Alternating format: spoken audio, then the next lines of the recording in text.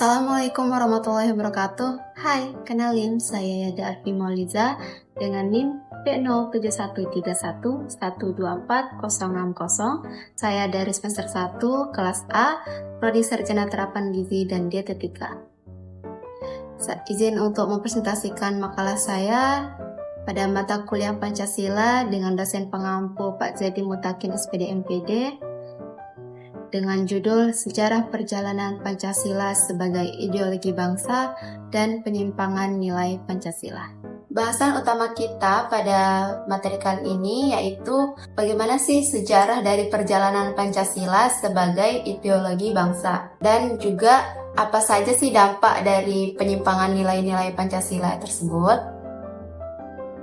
Oke, tanpa berlama-lama lagi langsung saja kita membahas yang pertama yaitu bagaimana sejarah perjalanan Pancasila sebagai ideologi bangsa Indonesia. Sejarah perjalanan Pancasila sebagai pertama-tama kita akan membahas bagaimana pembentukan Pancasila ya.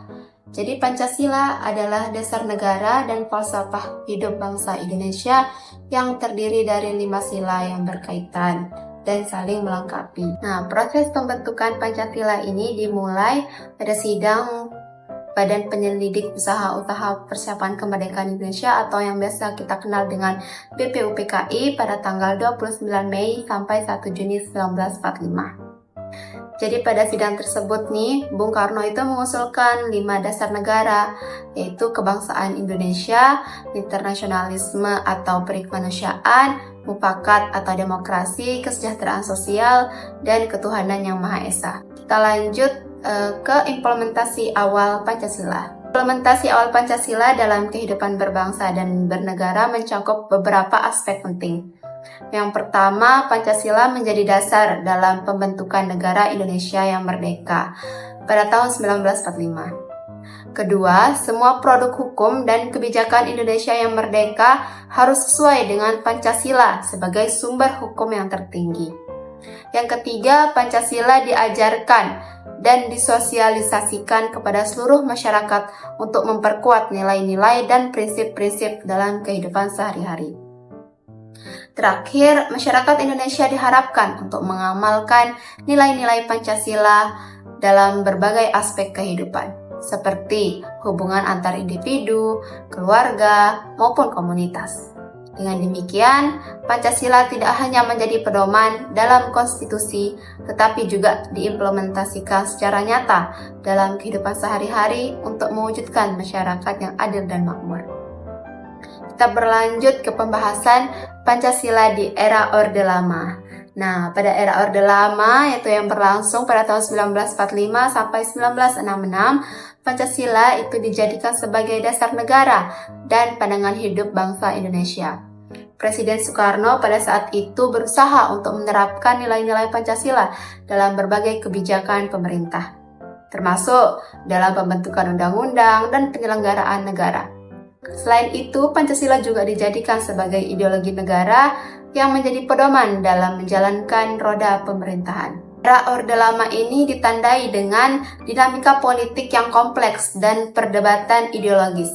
Pada masa awal Orde Lama, Indonesia itu menghadapi tantangan dari dalam, seperti pemberontakan Partai Komunis Indonesia dan Darul Islam Tentara Islam Indonesia atau yang biasa kita kenal dengan DITII. Kita beralih ke Pancasila di Orde Baru. Pada Orde Baru yang berlangsung pada tahun 1966 sampai 1998 di bawah kepemimpinan Presiden Soeharto, Pancasila diterapkan sebagai dasar negara ideologi utama. Pemerintah Orde Baru berusaha untuk memulihkan stabilitas politik dan sosial yang terganggu selama era sebelumnya. Pada tahun 1985, pemerintah Orde Baru memperkenalkan kebijakan asas tunggal Pancasila yang mengharuskan semua partai politik dan organisasi masyarakat untuk menjadikan Pancasila sebagai satu-satunya ideologi mereka, yang bertujuan untuk mencegah konflik ideologi dan memperkuat stabilitas politik, sehingga Pancasila menjadi satu-satunya pijakan dalam semua aspek kehidupan berbangsa dan bernegara. Kita beralih ke Pancasila di era reformasi dan masa kini. Pada era reformasi, penerapan nilai-nilai Pancasila menghadapi berbagai tantangan.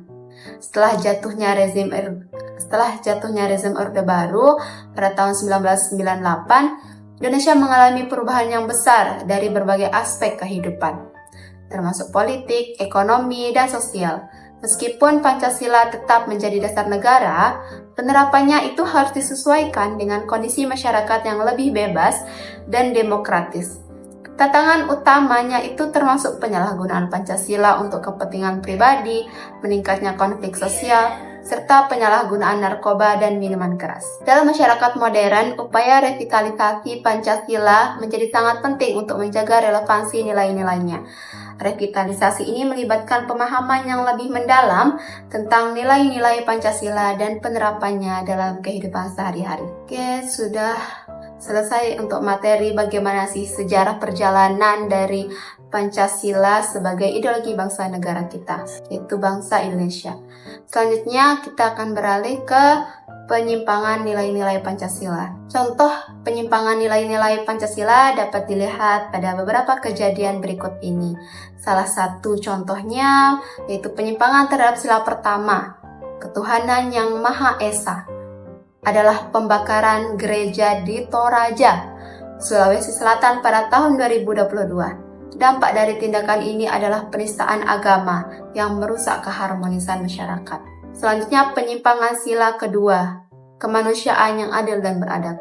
Terlihat dari kasus kekerasan seksual terhadap anak di bawah umur. Dampak dari tindakan ini adalah trauma dan kerusakan psikologis pada korban. Selanjutnya kita beralih ke penyimpangan sila ketiga, yaitu persatuan Indonesia. Dapat dilihat pada konflik antara kelompok adat dan perusahaan tambang di Papua.